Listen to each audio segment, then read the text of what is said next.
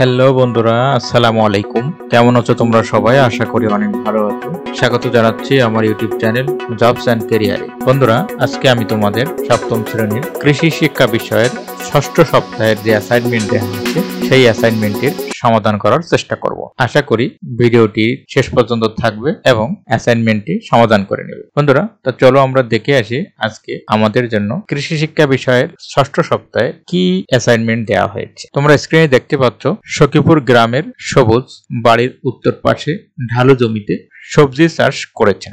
দক্ষিণ পাশের জমিতে একটি পেঁপে বাগান করেছেন। এছাড়া তিনি বাড়ির সামনে একটি বীজতলা তৈরি করেছেন। উপরোক্ত তথ্যের আলোকে নিচের প্রশ্নগুলোর উত্তর দাও। প্রশ্ন 1, বিআইপি, সিআইপি, কেআইপি, এমআইপি ও জিকে প্রজেক্টের পূর্ণরূপ লিখো। প্রশ্ন নম্বর 2, সবুজ ঢালু জমিতে ফল বাগান ও বীজতলায় কোন কোন পদ্ধতিতে পানি সেচ দিবে? প্রশ্ন নম্বর 3, তোমার লেখা পদ্ধতিগুলোর কমপক্ষে একটি করে সুবিধা লেখো। প্রশ্ন নম্বর 4, পানির অপচয় রোধে কোন সেচ পদ্ধতিটি অধিক কার্যকর? তোমার মতামত দাও। বন্ধুরা, আমরা আজকে এই প্রশ্নগুলোর সমাধান করার চেষ্টা করব।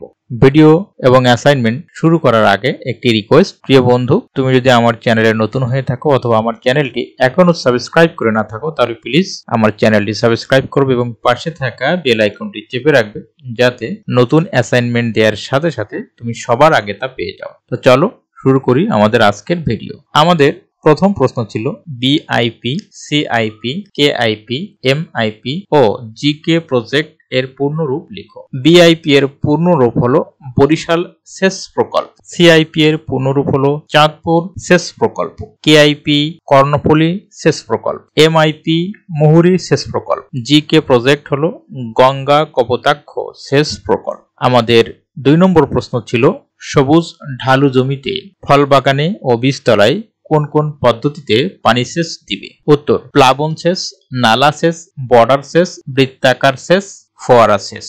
প্রশ্ন নম্বর 3, তোমার লেখা পদ্ধতিগুলোর কমপক্ষে একটি করে সুবিধা লেখো। উত্তর, প্লাবন সেচ অল্প সময়ে অধিক জমিতে সেচ দেওয়া যায়। নালা সেচ সমস্ত জমি সমানভাবে ভেজানো যায়। বর্ডার সেচ মাটির ক্ষয় কম হয়। বৃত্তাকার সেচ পানির নিয়ন্ত্রণ সহজ হয়। ফোয়ারা সেচ বৃষ্টির মতো পানি সেচ দেওয়া যায়। প্রশ্ন নম্বর 4, পানির অপচয় রোধে বৃত্তাকার সেচ পদ্ধতিটি অধিক কার্যকর।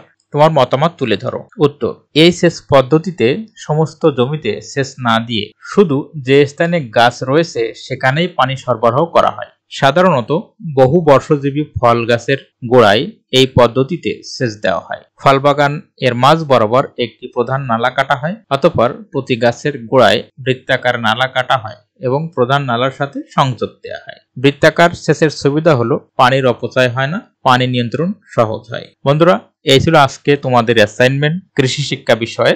আজকের এই অ্যাসাইনমেন্টের ভিডিওটি যদি তোমার ভালো লেগে থাকে অথবা সামান্য উপকারে এসে থাকে, তাহলে ভিডিওটি লাইক করতে ভুলবে না এবং এ বিষয়ে যদি তোমার কোনো জিজ্ঞাসা থাকে অথবা কোনো জানার থাকে, তাহলে তা ভিডিওর কমেন্ট বক্সে লিখে জানাতে ভুলবে না। আমি অবশ্যই তোমাদের কমেন্টের জবাব দেওয়ার চেষ্টা করব। সবাই ভালো থাকবে, সুস্থ থাকবে। দেখা হবে নতুন কোনো অ্যাসাইনমেন্টের ভিডিও নিয়ে। আল্লাহ হাফেজ।